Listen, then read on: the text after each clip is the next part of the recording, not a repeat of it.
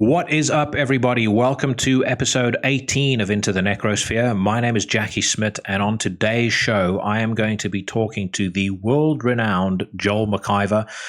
He is probably one of the most prolific rock and metal writers on the planet. Somebody that when I was writing for Metal Rules and Chronicles of Chaos, I spent a lot of time looking up to. He has put out 32 books, amongst them books about Metallica, Slayer, Max Cavalera, and many others. And he is just about to release a new one called I Am Morbid, 10 Lessons Learned from Extreme Metal, Outlaw Country, and the Power of Self-Determination. It's going to be available on February the 21st via Jawbone Press, and if that title isn't enough of a giveaway, this is, of course, the story of David Vincent, legendary former frontman of Morbid Angel, now with Ultimass and I Am Morbid. And Joel and I had a fucking awesome time talking about life, about his career, about time spent with David on his compound in Austin.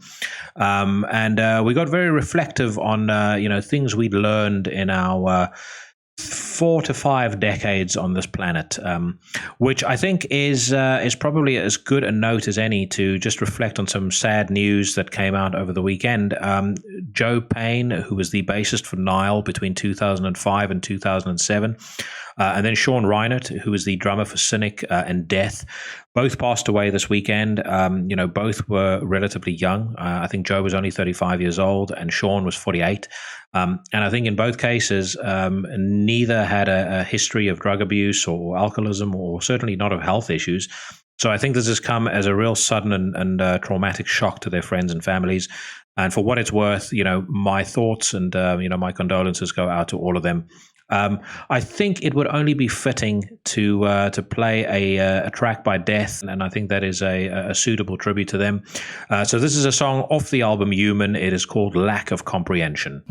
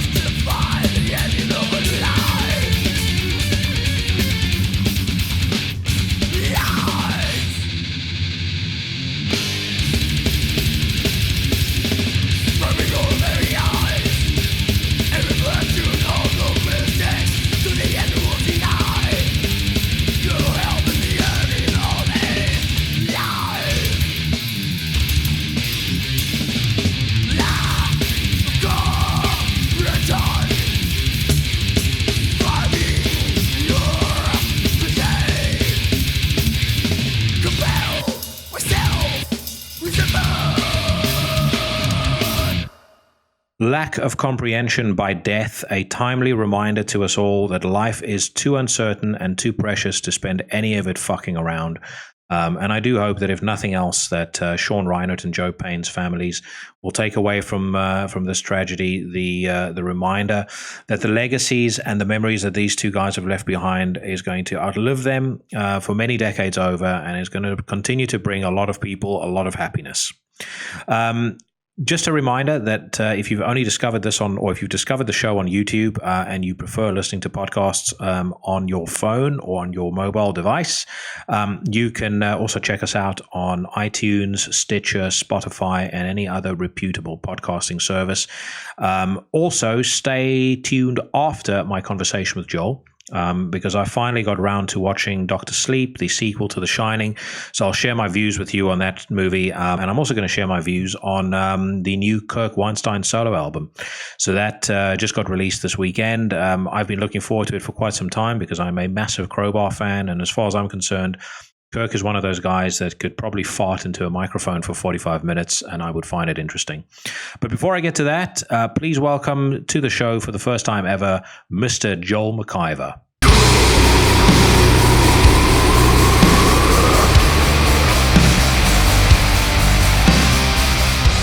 I do feel like you're probably the first guest that I feel like I almost have to be like Stephen Colbert on a talk show, sort of introducing you, because when I Googled you the other day, I think the description of you was by a significant margin the foremost British rock and metal scribe. I think the expression that the guy used, which was from a review in Classic Rock, was the most prolific. Uh-huh. Which is not the foremost or the best. It just means I've churned out the most stuff. Well, I mean, you've done very well for yourself, mate. And obviously, we've got the new David Vincent book coming out, which you showed me earlier. I mean, best place to start, obviously, is how did that whole project come about? How did your contact with David start? And talk me kind of through that. Well, it's funny, I got to know David since, I don't know, I probably first got to know him in about 2008, 2009. I was interviewing him for a magazine, and we exchanged emails, and we would meet every now and then when Morbid Angel came to London and, have a drink backstage and have a chat. And he had read a couple of my books. I think he'd read my Metallica book, and he liked it. And so the conversation just naturally turned to maybe one day he would do a book, because at the time I was as I am now, I was working with people on their autobiographies, right? So I had done Glenn Hughes from Deep Purple, I had done Max Cavalera, David Ellison from Megadeth, and a few others. And we would always joke about it, because he would say, "Look, man, when I come to do my autobiography, I'm not going to need a co-writer. I'm not going to be another notch on your bedpost." That was always his phrase, which always made me laugh. And then so it was always a conversation, but it was fine. There was no pressure. And then actually he kind of changed his mind in, I think, about 2015, maybe 2016, I can't remember. It's one of those. And said, "Look, I'm going to do a book." This was a few months after he'd left Morbid for the final time. And said, "Look, do you want to come over? Come over to Texas and stay here, and we'll get the book done." And I thought that'd be so much fun, because I'm a big fan of his music and all the bands that he's been in. I try and work with interesting people.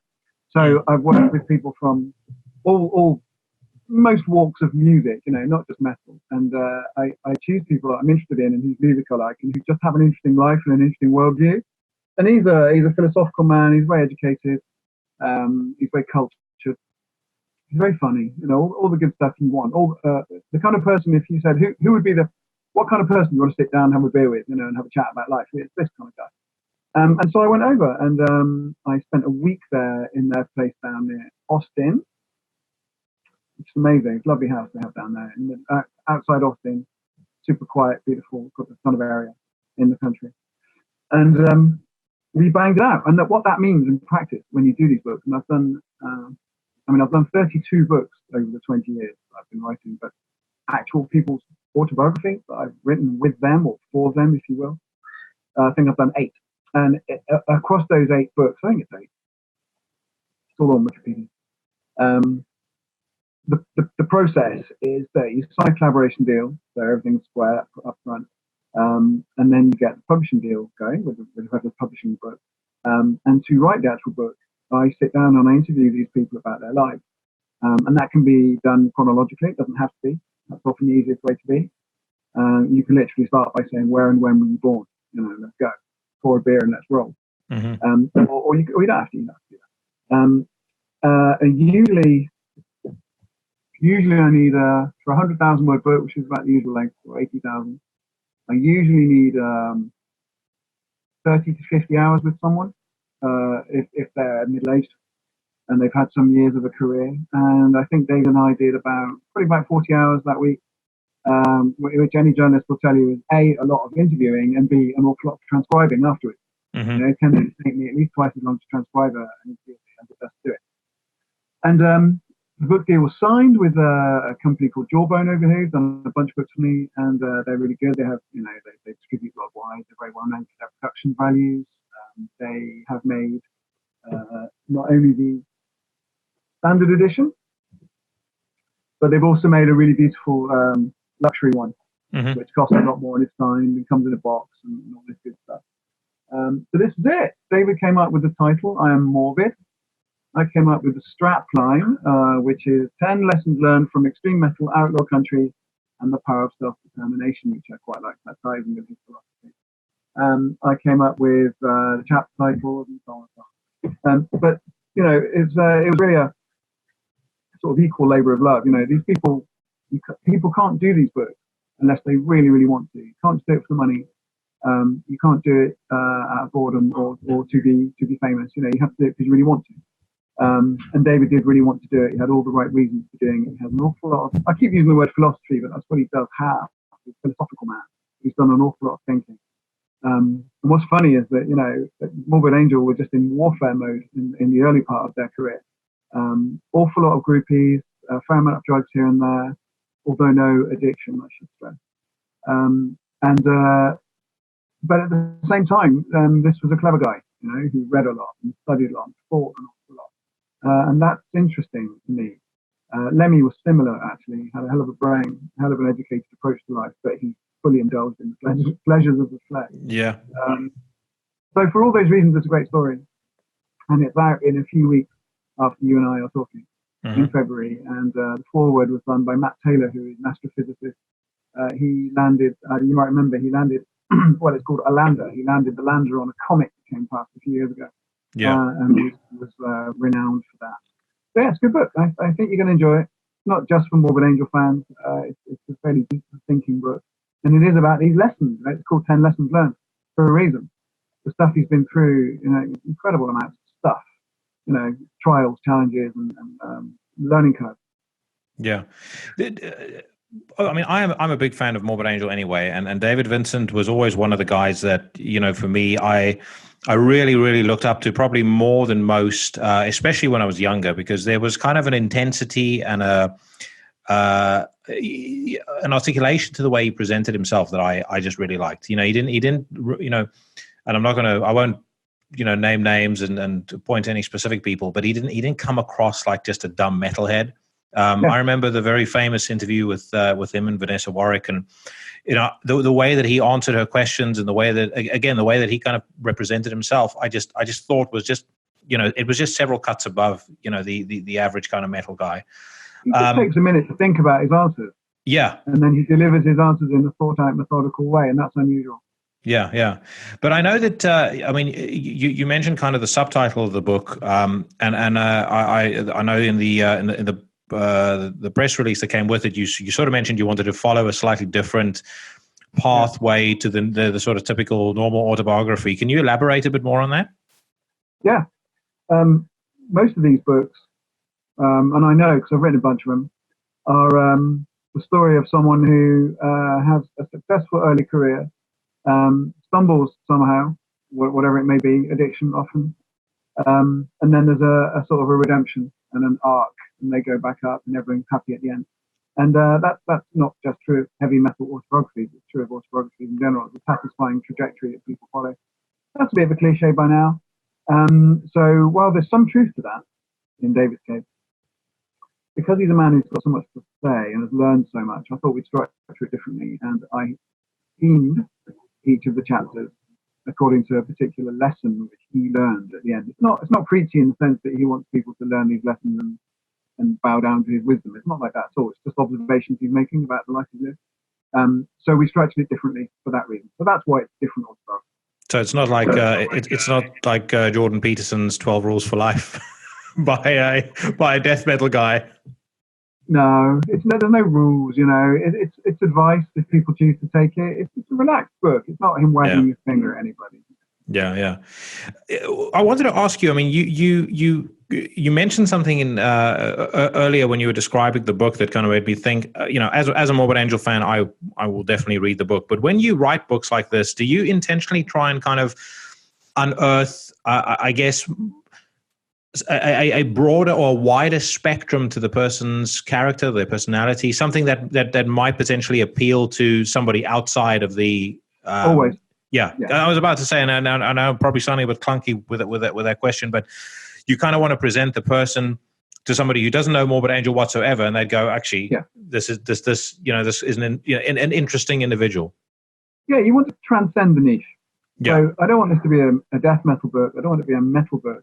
It's just a story of someone's life, that is interesting for anybody. So you never want to keep it confined to a narrow space. So therefore, you do dig deep into people's character, and you do try and, when you're guiding the interviews, when you're guiding the content of someone's autobiography, and it is his own story, it's not mine, it's his, in his words, in his voice, you want their personality to be illuminated by what they say in a way that will appeal to a lot of people. Yeah. That's how I see it. Otherwise, it would be restrictive. And if he just talks about metal and how amazing metal was, then fine. A bunch of metal fans will enjoy that, but that doesn't appeal to everyone. It's not universal, nor should it be. Yeah. And the wisdom that he expresses is pertinent to anybody as well, not just metalheads. So that was the challenge, really, to kind of make it clear that the stuff was applicable outside his particular niche. Yeah. He has always struck me as somebody who was kind of slightly on the fringes anyway. Again, he never. I remember I think it was a Metal Hammer that used to run a segment where it was like tour bus stories or some bullshit, and it would be like, what are you guys drinking? Who's the biggest slob? And I'll never ever forget his answers. This was on the Domination tour. It's like, what do you guys drink on tour? Water. Who's the biggest slob in the band? None of us are slobs. And he had that, the way he used to look on Domination. He had the goatee and the long blonde hair, and he sort of, he was pretty muscled up at the time as well. I remember him like with that scowling face and like the muscles.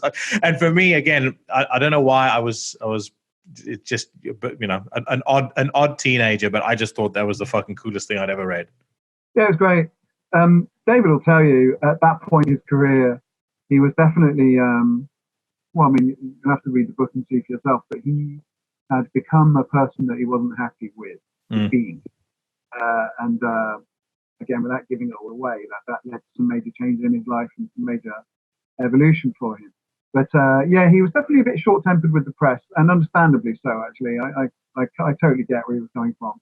He was sick of being stupid questions, right? If he was a stupid guy, then it would make sense. I know, I've been a journalist as well since he's done questions myself in my time. He was sick of it, and he kind of hit back quite hard sometimes, verbally, and did have that very macho, aggressive look about him, which he felt he needed to project the music in the way that it deserved to be projected. And in fact, all the stuff you just said, he talks about in great detail in the book. Oh, wow, okay. Some major change in his life. Yeah. What was the most surprising thing? I mean, you obviously, you guys had spoken before you properly started writing the book, but as you kind of got to sort of delve deeper into, his thinking around certain things, what surprised you most about him? Good question, man. Just how deep his thinking went. He is able to quote various and comprehensive literary sources at you in order to back up a point that he's making, without being, arrogant about it or anything like that. But he's just very educated, and the amount of study that he's done surprised me. He's a voracious learner, a voracious reader. He'll listen to everyone's point of view before making a decision on it, which is a good thing. And also, and again, this would give away a big point of the story if I was going into too much detail. But the therapy that he put himself through his mid-career was really quite remarkable, and that makes a couple of chapters that will open your eyes actually quite dramatically. So that stuff was definitely not what I expected. Yeah. Familiar with Morbid Angel's career.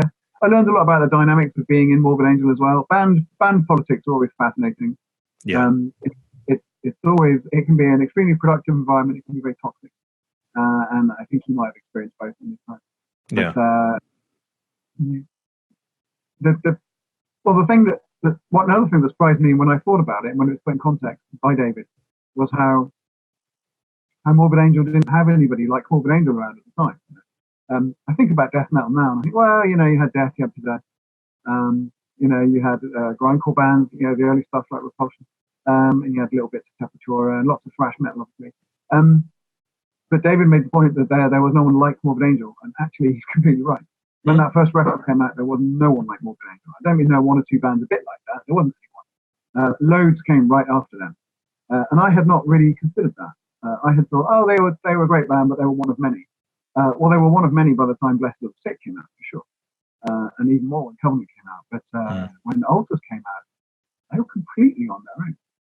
And I hadn't really considered that. So to go into depth, as I did with David, in detail about that, blew my mind. Yeah. Well, I mean, I would say, to this day, there's not a lot of bands like them. There's a lot of death metal bands. There's a lot of bands that have been heavily influenced by them. But, Trey Azek is one of those guitarists he's a bit like Dimebag, where as soon as I could hear three notes and I'd immediately know that's Trey. He has a way of playing guitar where it literally sounds like he has picked up the guitar and the music is just flowing from him. And I feel like that. Absolutely. I mean, I know I've never met him, but I know he's an incredibly eccentric genius. But it depends on your point of view. Yeah. I mean, I've only met him a couple of times, and he's a bit. What's the word? I'm not sure being with human beings is his idea of fun. Yeah. But we all get that out sometimes. Yeah. No, musically though, I mean, he's one of the true greats. He really is. Yeah.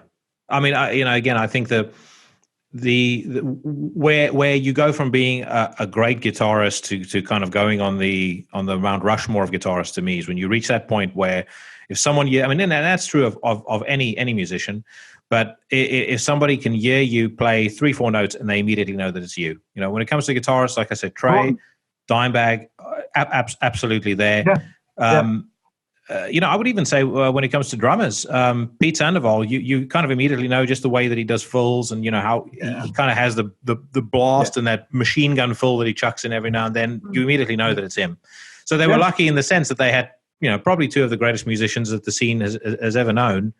Yeah, and let's not forget David's vocal style as well. He was able to enunciate the words with great clarity. I did a Cannibal Corpse's book a few years ago, and George told me during the writing of that book that David had been a big influence on him, because the idea was not just to roar and bellow and splutter. The idea is to enunciate the words with precision and clarity, which is really hard because you're singing very fast, loud, and low. And so to sing in that accurate, exact way is a real science, and David really had that down. Yeah, and equally as a frontman, I mean, I remember seeing them with Steve, and then I think a year or two later seeing them with David.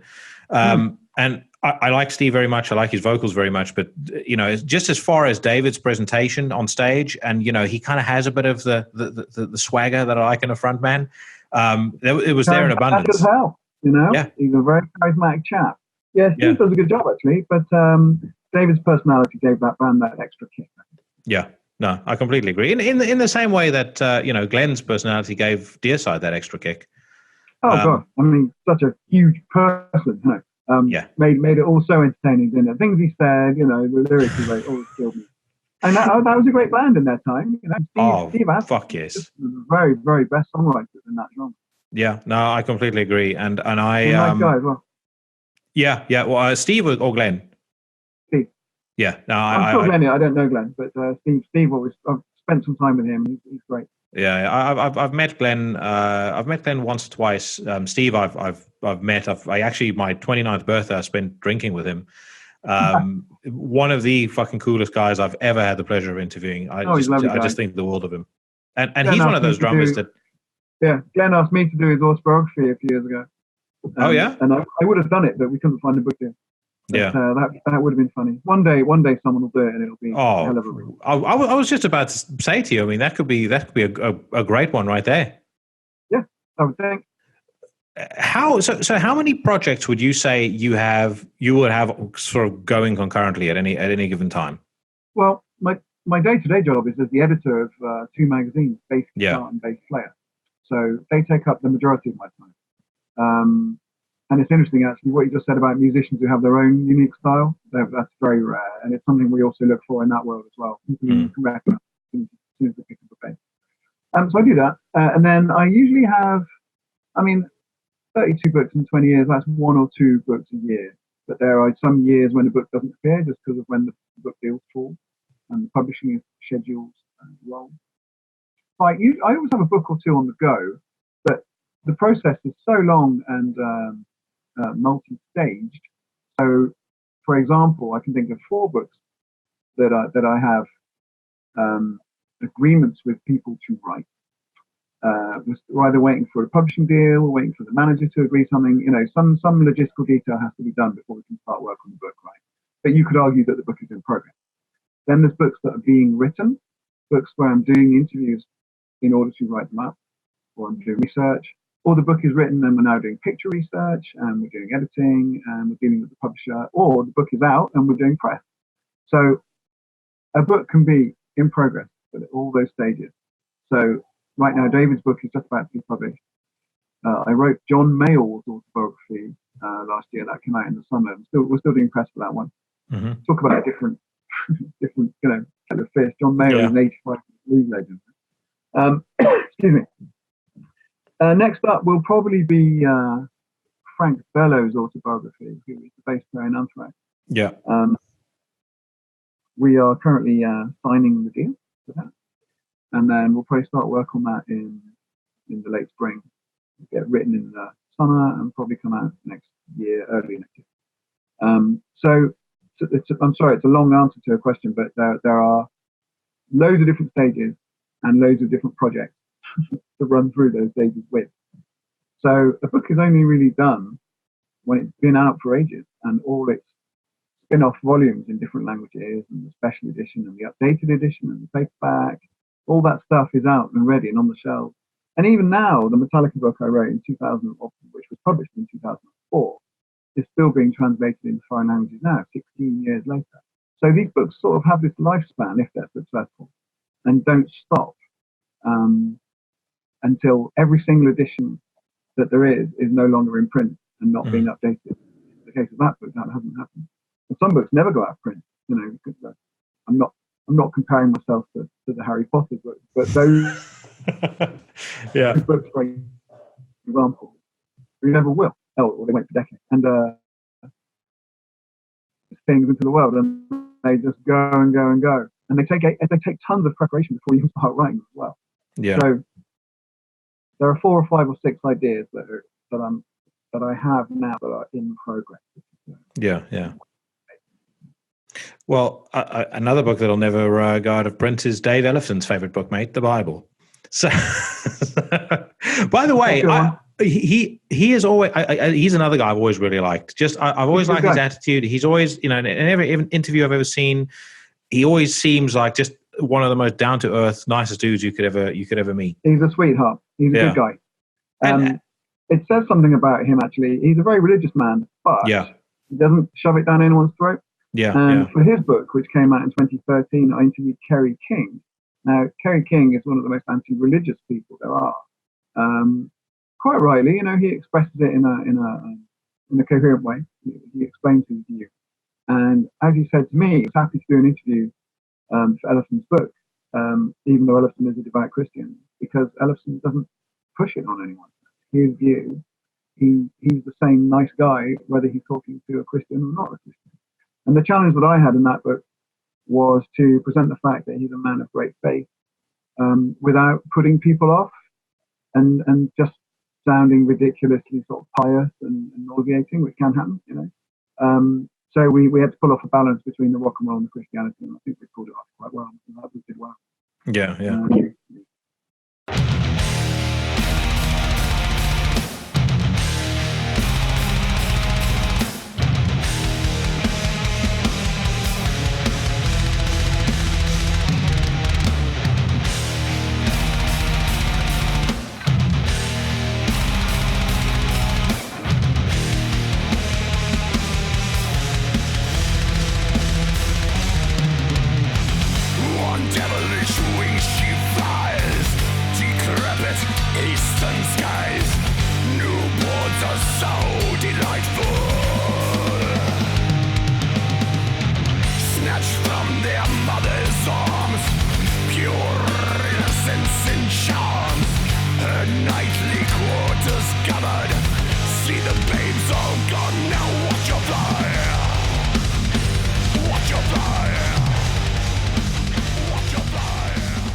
Your most successful book, I would assume, has been the Metallica book. That or the Cliff Burton book, yeah. So those both did really well. The Metallica book has been out a little bit longer, so it's, in fact, 6 or 7 years longer. At a time when book sales were more healthy than they are now. So that book has done better. It was a case of identifying a gap in the market with that one. In 2004, there was no major sort of doorstop-sized book on Metallica, one of the biggest bands in the world. And I identified that gap, did the book, and it did really well as a result. And it went into, I think, 10 foreign languages at this point, and there's an audio CD, and there's tons of editions. That was just good timing, really. I mean, I think it was a good book, but it was also a case of good timing. Tom G. Warrior did the foreword for that book, which was such an honor for me. I've got to know him quite well over the years, and I wrote the foreword to his book, his Hellhammer book. I don't know if you ever read that. No. You should. It's called Are You Morbid, funny enough. No, it's not. That's like his other book. I'm sorry. He wrote an autobiography called Are You Morbid. He wrote a book about Hellhammer and early Celtic rock. And I did the foreword for that along with Nocturno Culto of Dark Throne, who did another foreword. So that was an honor. Anyway, I digressed a bit there, but those books have led me into contact with some really interesting people. Some pretty dark people, actually, but really interesting, full of interesting things to say. Yeah, I was going to do. Speaking of dark people, because I think I was permanently scarred by interviewing Gol. Because as much as I find him incredibly fascinating, and actually I think if I interviewed him now, it would probably be a little bit different. But I remember when I must have interviewed him back in 2004, being ultra excited about doing so. I was a massive fan of Gorgoroth, and I think the interview was done in about 8 minutes. He wasn't interested? No, it was literally one of those things where, and when I say permanently scarred, I kind of have this ongoing fear, and I do find, being very honest, it manifests itself sometimes with the show, because if you get somebody on the show, you don't know whether you're going to hit it off, and sometimes it feels like that first kind of 10-15 minutes of establishing rapport and starting to build it up, so you can condense it into an hour or however long the episode is going to be. I feel like, okay, we're coming over the cliff now, and I'm terribly afraid that I'm not going to come over the cliff with somebody, and it's going to be like, okay, this is a fuck up. It was like that with Gol. I was like, every question I was asking him was just like, no, yes, no. It's like, oh god. I mean, you never know whether someone's had a bad day or. Oh yeah, no. I know people who know that guy personally, and they think he's a really nice guy. Maybe he just hates to impress. Yeah. Look, one of my very good friends, Liorsifo, who did one of my tattoos, he's very, very good friends with him. So this is why I say I think if I spoke to him now, I think things would be very different. And I think at the time he was so fucking sick of press, because it was right around the time where the real sort of controversy kicked off about them. So he must have been talking to. Yeah, and then he sort of came out in the public eye as well, which can't be easy for anyone to go through. No. Although, by the way, I don't know whether you ever saw the comment that he made about that. So they were asking him on an interview I think it was about 2 years ago, about coming out, and he mentioned that Faust, the drummer from Emperor, who had been in jail obviously for killing a gay guy, was the first dude to send him a text and to say, I'm really happy for you, wish you all the best, blah blah blah, which I thought was very interesting. But yeah. I mentioned that kind of as a side note, but all the stuff that whole Norwegian black metal thing with all those murders and the church burning, it's horrible, awful. But they were kids, idiots, and with the benefit of a few decades of growth and prison terms, I imagine they changed their views quite a lot. And I've met a bunch of those guys. I interviewed the Emperor guys many times over the years. Some of them did with board years and all the rest of them. And made the majority, I hate to say this, the majority just regular family guys, Yeah. I said to someone the other day, I think that's the thing I've always appreciated about people like Attila is they can be these absolute lunatics on stage, but when he comes off stage, I mean, the guy is like a maths professor or something. There is no band which is not like that. The Slipknot blokes, they go mad on stage. They're completely regular off stage. Yeah. Sort of, drug escapade aside, some people lose their minds a little bit. Dear old Pat from Cannibal, who I know quite well, had his episode last year. I dropped him an email actually saying, look, man, whatever you're going through, there's a lot of support for you. Yeah. You get through it, Yeah, dude, that was fucking rough. So, extreme art isn't always performed by extreme people. It's quite often something that regular folks do. And you can be the most sedate person in the world and still feel the urge to make extreme art or music or film or game, or whatever your expression may be. It's a misconception that Am Morbid Angel famously said, extreme music for extreme people. It's not always the case. It is true, but it's not only the case. Extreme art is for everyone. Yeah. Now, I totally agree with you. And we touched on the black metal thing. I assume you watched Lords of Chaos.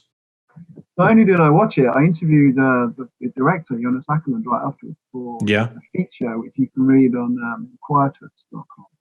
And he's another really nice guy, I mean, hilariously, he was the drummer in Bathory, wasn't he? A long time ago. And then his career took off as I think he was an film editor initially. Ended up working with Madonna and the Prodigy and all. I was about to say, his big thing where I kind of knew about him was he did the video for Smack My Bitch Up, the Prodigy song, which is a fucking awesome video. Is that the one where it's a POV of someone out having a crazy night? Right now. Yeah. Great. But he also did Ray of Light. Did he do Ray of Light, the Madonna song? I can't remember which song it was that he did by Madonna, but it was cool. He's a good guy. I mean, he was telling me these hilarious stories like Lords of Chaos. At one point, the ebb and flow of producers and production money was such that the entire production was on his own credit card. Oh shit! Imagine putting. I mean, it's not a major film. It was a million. Yeah. But I'm sure there are tens of thousands, if not hundreds of thousands of dollars or pounds. And it was all his own personal credit at one point. He pulled it off. I thought the film was good. Yeah, I thought it was all right. You know what it is? It's one of those things where the whole mantra about never meeting your heroes. There's a very special place in my heart for Norwegian black metal, and there's certain stuff I think I didn't ever want to see. So I kind of watched it, and then immediately in my mind I just recycled it. I'm just going to forget that I've seen any of this. A lot of people go deeply into that stuff. I had a period of a couple of years when I just looked very, very deeply into all the obscurest bands I could find. I read up on all the philosophy, all the source work. Went deep into Anton LaVey, and really tried to understand what it was all about. And then came out the other side thinking, yeah, it's interesting. Not the be all and end all. Yeah. There. And that ties in with what I said earlier about meeting interesting people, wanting to work with interesting people, whatever their views may be about anything. If it's interesting and enthralling, it's good to sit down with these people. Yeah, no, I completely agree. So how did you kind of start down the track of being a novelist? Because I remember years back. Novels. Okay, well, not novelist. Sorry. When did you get to a point where you started writing books? Because I do remember, years back reading your reviews or reading interviews and stuff that you had done for various magazines. And then it was always interesting to sort of watch the progression. I think I remember when the Metallica book came out, and wow. you started getting a lot of attention. But I did really well. I was a teacher for a few years when I finished university. I didn't really know what I wanted to do, and then just started applying for a few jobs on magazines, even though I had no experience. Managed to get a little bit of freelancing experience, and then magically, Record Collector magazine in London needed a German speaker, and I happened to have done a degree in German. So I signed up, got a job there, and then a few lateral moves later, I found myself on the staff of that magazine, writing about vinyl and music and all kinds of music. And I was on that magazine from 99 to 2005. So a 6-year real boot camp. I don't know if you get it nowadays, really, but you could sign up back then as a rookie and do all the jobs, make the tea, commission writers, learn how to write, learn how to edit, learn how to flat plan a magazine, picture research, captioning, sub-editing, proofreading, dealing with people, managing a deadline, looking after designers, correcting, I don't know, all this stuff, all the jobs that need to happen in order for a magazine to happen correctly and on spec, budget, and on time. And when I had been doing that job for a few months, I noticed that quite a lot of writers, alumni from that magazine, were published also. And that was because record collectors are a very serious voice that's taken very seriously by book publishers, and they will take seriously a pitch from anyone who works on that magazine. Yeah. I don't know. I'm sure it is. They're a really good bunch of people on that magazine still. They really know their stuff. And so I pitched an idea, which now I think is really cheesy and crap. It was an A to Z of extreme metal, just called extreme metal. And Omnibus Press, who's been really good to me. I think I've written about 13 or 14 books of it. They took me up on it and signed me up. And that book came out in 2000. And it's not great. I mean, it's not terrible, but it's really not great. It's full of really shit jokes. And it's not very well researched. And, it's fine. It looks like a big graphic novel. And that came out in 2000. And it did well enough that I got a second deal. And then other publishers came along. And then the Metallica book was my 5th one. And that was a bestseller in some countries, which enabled me to jack in my job. Because when that happens, publishers queue up to offer you book deals. And suddenly you've got a freelance career lined up. And I started writing for other magazines, Metal Hammer, Total Guitar. A lot of magazines owned by Future Publishing, actually, who own the base magazine right now. Yeah. So I've known all the Future guys forever, all the Metal Hammer guys. I got to know the Kerrang dudes. And then when that happens, you start to get to know the musicians. And I kept writing these books, unauthorized, unofficial books, which doesn't mean they're bad. It just means they're not official. A lot of official authorized books are really crap. So there's no correlation between quality and authorization. And then after a while, people start asking you to write their book for them, to write an autobiography for them. The first one I did was with Glenn Hughes, who's a lovely guy. Deep Purple, a bit of a different flavour from all the metal stuff I've been writing about, but it was all basically the same anything.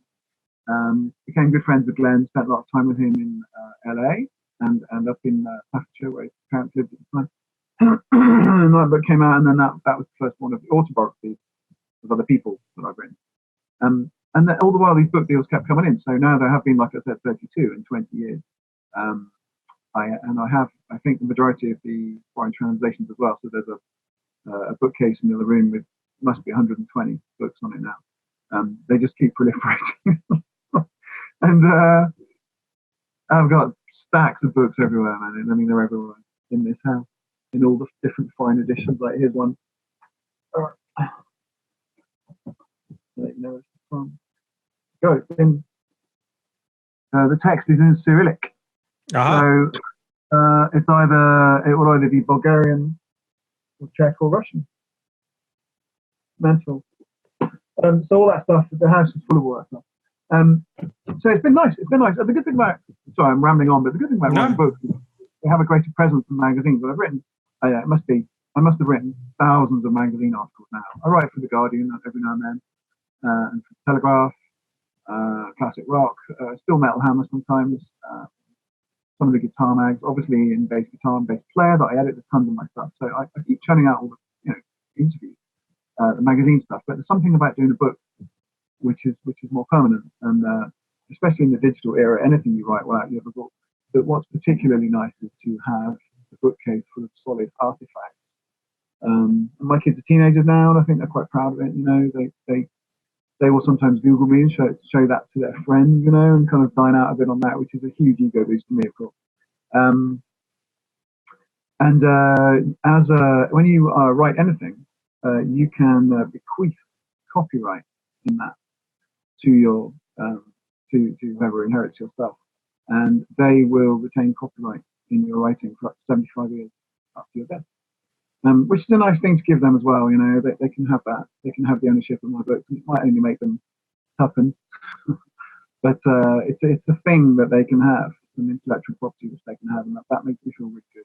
It's nice to create. Immortal is a big word, but in the digital era, everything is pretty much immortal.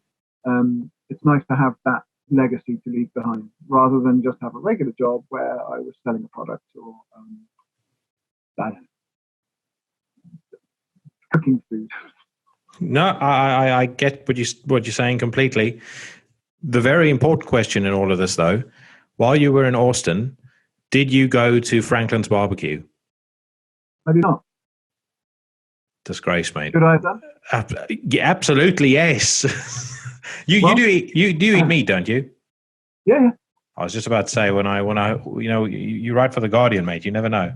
Try to eat less meat. How about that? Oh no! I've people have tried to encourage me to do that. It'll never happen. I'd rather croak. The Dead Rockstars podcast. That's not going anymore, right? No. Why did you guys decide to end it? We ran out of time. Yeah. So it was a really time-consuming thing. I mean, it's a trite excuse, but it took up an entire day a week of our schedule, and after a while, we just couldn't do it. And we were cancelling stuff left, right, and centre. The studio was in demand, and we felt we'd done a bloody good job of it. The next stage would have been to take it to a live event, which may still happen, but we were exhausted. We'd done 24 episodes, and we just ran out of steam and time. But it was really good. Yeah, we got a lot of love for that. Mick and I used to really bounce off each other in a funny way, and his knowledge and experience is second to none. I'm kind of a rookie compared to him, so it was great hearing those stories. It was fun. I really enjoyed it. If you kind of continuing down that theme, is there anybody that you wish you'd had an opportunity to do a book with or to do a project with that obviously you didn't get a chance for whatever reason? It would have been nice to work with Prince. Yeah. I mean, that's setting my sights kind of high. He did start a book actually with a guy, an American guy, and in fact they just published it. They only he got about 20 or 30 pages done, I think, and that would have been fun. I was always a huge fan of Prince. I think at this point, there aren't any musicians that I desperately want to work with. I mean, I enjoy doing it. I hope there are more, but I don't have this list of people that I'm ticking off. I'm more interested in working with politicians, film directors, people outside this field. Because I've met a lot of musicians, a couple of thousand at this point, and I'm well versed in that world. And it's a great world, and I'll always inhabit it. But it's nice to step out of it sometimes. A good friend of mine is a guy called Mark Eglinton, and he wrote Rex Brown's autobiography, Rex Brown from Pantera. And he wrote a book about James Hetfield, and he's a good writer. And he's also done a couple of sports books. He wrote Michael Owen's book recently, the footballer. And he wrote a book with Michael Liner, the Australian rugby player.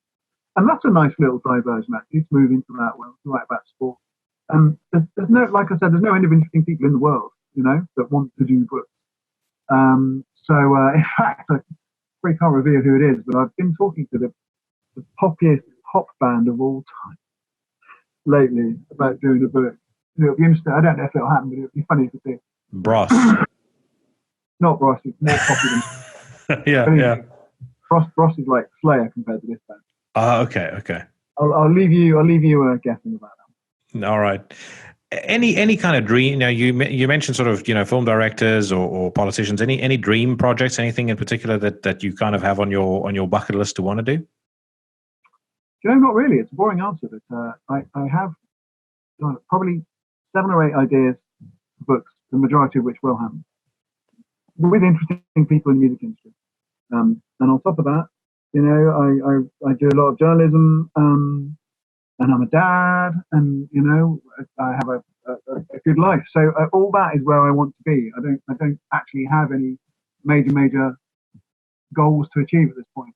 At this point, I just want to keep doing what I do because it's fun. I work hard to get to the point, and I love being at this point. So not really, man. That sounds dull. But, if pick a person at random, Jeremy Corbyn said to me, "How about doing a book?" That'd be great, right? Not because I'm a particular Corbynite, but because he's had an interesting life. You know what I mean? Stuff comes along, actually. I find that if you don't try too hard, it comes along. I interviewed who Harry Dean Stanton was? Yeah. The actor. Yeah. I interviewed him a couple of years before he died. And I said, "You got any wisdom for us, Harry?" And he said, "Yeah, don't try." And I said, "What?" He said, "Don't try." It's what the Buddhists say. They say, don't try, and everything will come to you. And I just sat there, and my mind was blown. And I thought, no way, that's right. Put yourself in a position where you're open, but you don't have to bust your balls. Things will come to you. Yeah. If you're the right kind of person, they'll come to you. And it sounds like nonsense, actually, but it's kind of what I believe. I completely agree. I mean, I've said this to people that I've spoken to recently. Quite a lot of my friends are busy turning 40, and I myself will be turning 40 in a couple of weeks. And I said the biggest thing that I've learned in the last 10 years, especially the last 10 years, just control the controllable. Forget about everything else. Focus on kind of one thing that anchors you in your life, and everything else will take care of itself. You have kids? Yeah. So, and actually that was, I was just about to say that was the anchor. So, when I was going through some tumultuous times, and it took me a good 18 months to get to this point. And when I say 18 months, I'm like, 18 months of very, very tough conversations with myself, probably too much drinking, shitty sleep, not taking care of myself. Sure. I kind of had to get to the point where I said, my anchor in life is to be the best dad I can possibly be.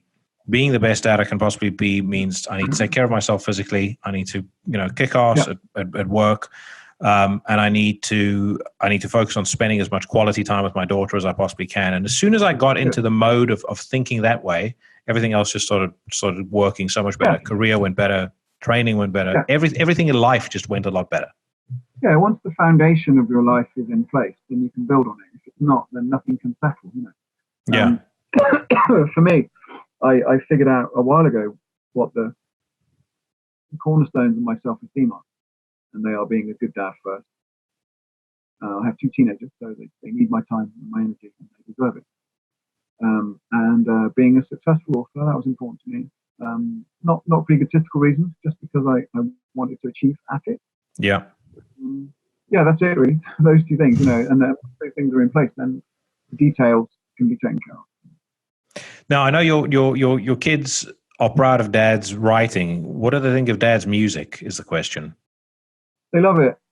And the way that was done was when they were tiny, and they're 16 and 13 now, so they are their own people.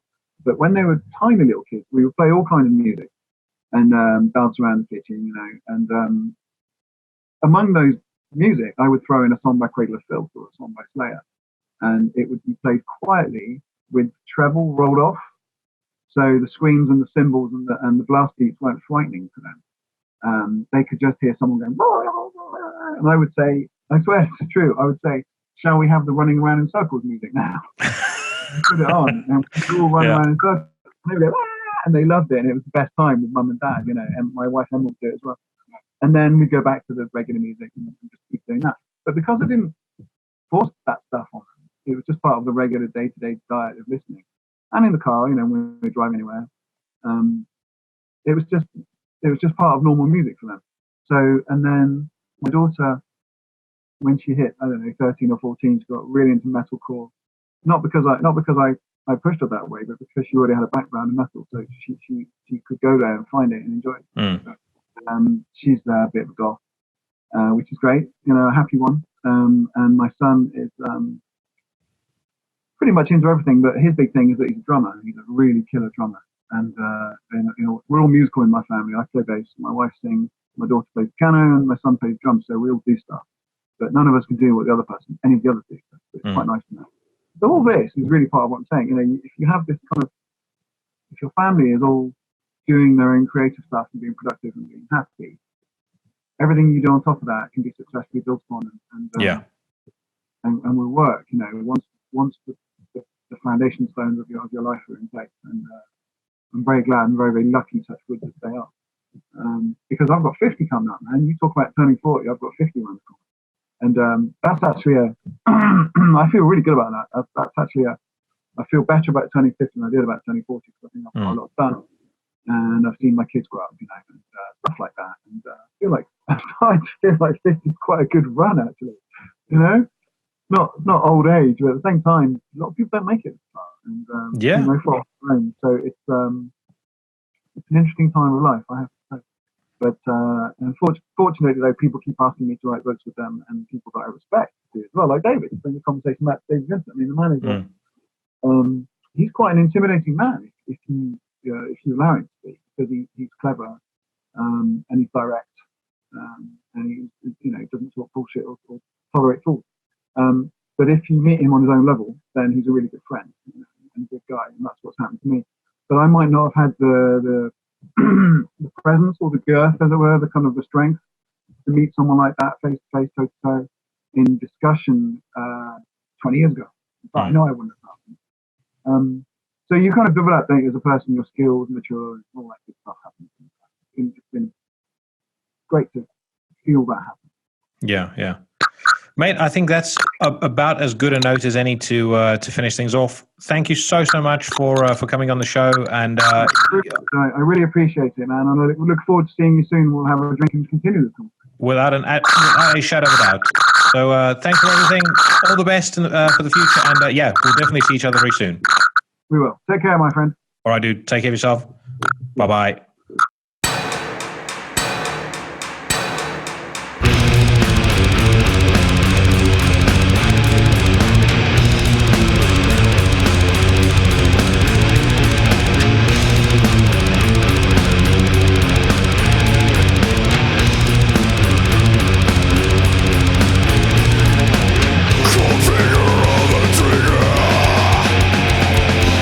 Behind a line drawn in the sand,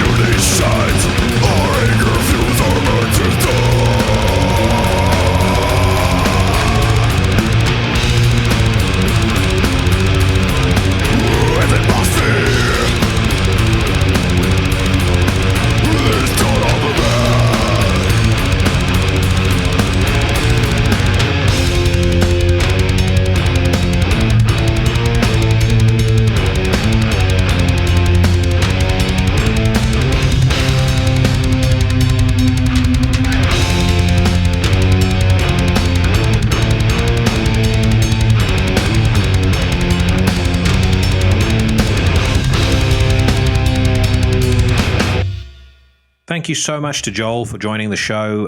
What a great guy and what a fun conversation. Joel and I spoke afterwards about possibly doing an episode in person at some point.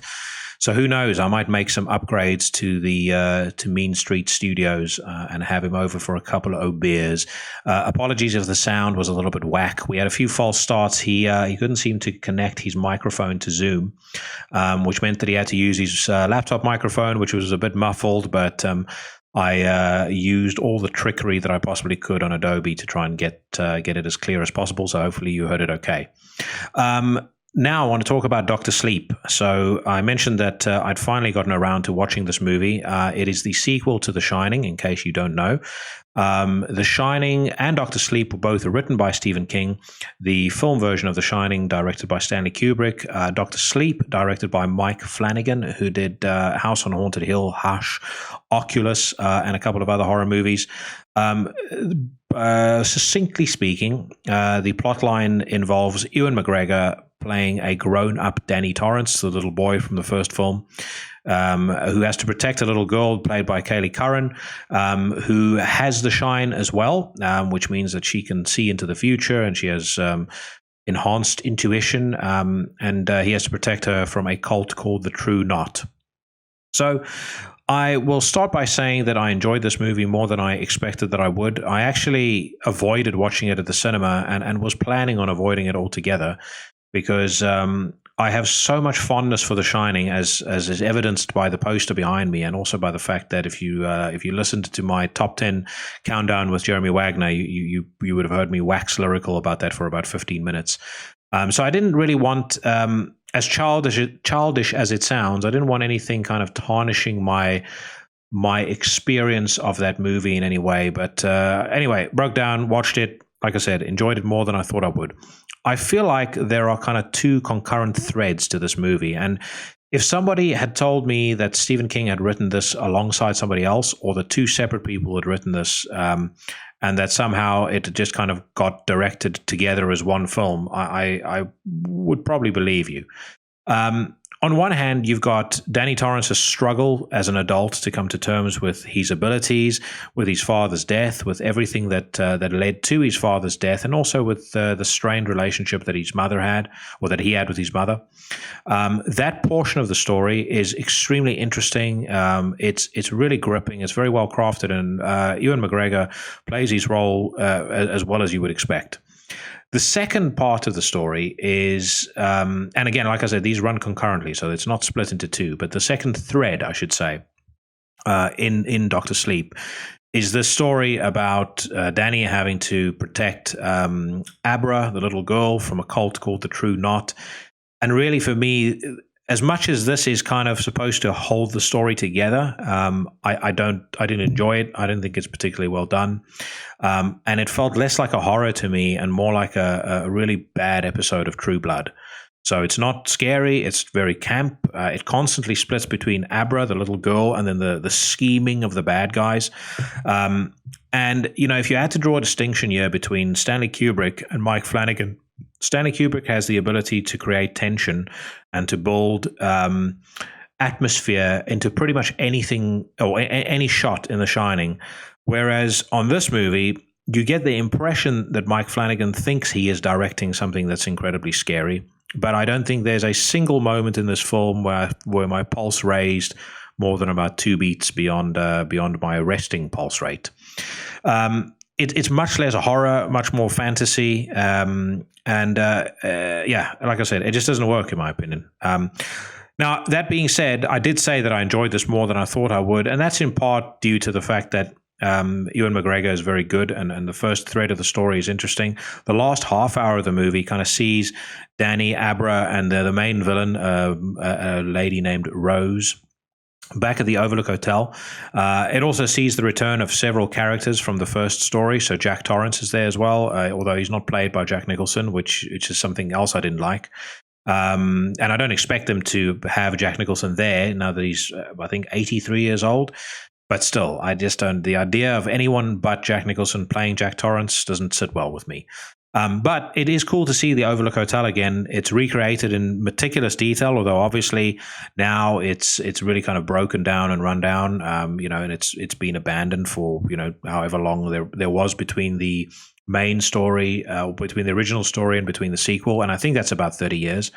Mostly the ending is quite cool, with the exception of the very final scene, which is so fucking nonsensical and just so typically Hollywood. It probably takes a point off the movie. So I'd say if I had to rate this, it would probably get a 6 out of 10 up until the very last scene, which is so fucking stupid. I would probably drop it down by another 1 to 2. The movie's not terrible, but it's not really effective as a horror movie. It's definitely not as good as either the Pet Sematary or the It remakes, and neither of those two were perfect either. But they were both a lot better than Dr. Sleep. So I would still say watch it. It's not, like I said, it's not a waste of your time. But if you do watch it, go in with your expectations down to an absolute minimum.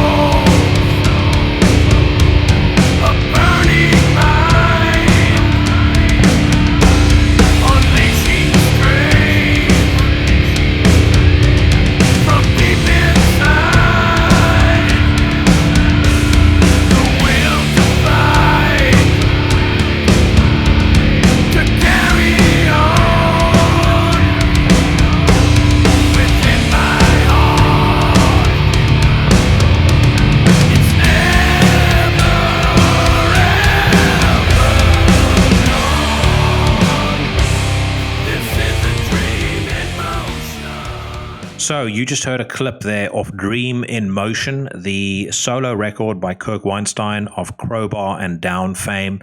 It is out now on E1 Records, and my first impression after hearing that particular track, and I'm fairly confident it will be the first impression of most, is why on earth did Kirk not just put this out as a Crowbar record? The reason for that really starts becoming abundantly clear by the time the second song kicks in, Hollow Dying Man, and you start to get a sense of sort of where Kirk was wanting to take this. There's a lot more of a focus on clean guitars, a lot more melody, a couple of very, very overt nods to Sabbath, to Typo Negative, both bands, which Kirk has had no bones in saying he really admires and massively influenced Crowbar's work. There's nothing really fast, but there's a lot of melody and great use of Kirk's vocal range. The lyrics, I think, are a lot more introspective as well. And overall, it's a nice departure from Crowbar, although it's still instantly recognizable as a Kirk Windstein record. And that, to me, is more than enough of an endorsement for you to check this out. Interestingly, he closes off the album with a cover of Jethro Tull's Aqualung. It's quite a slight swerve as far as a way to close out the record. I am personally still holding out hope that he does a cover of Nirvana's Hot Shade Box, which I think if he did that in the Kirk Windstein style would be absolutely fucking spectacular. But overall, as I said, good album. I'm not sure it's going to make my top 20 of 2020, but then again, I think this year is going to be so full of good stuff. I think it's going to be hard for a lot of bands, and certainly a lot of established bands, to crack that. I'm going to play one of my favorite tracks off the album. This is a song called Toxic, and no, it is not a cover of the Britney Spears classic, but it's one of the heavier cuts off the album, one I really enjoy, so check it out and drop me a line. Tell me what you think.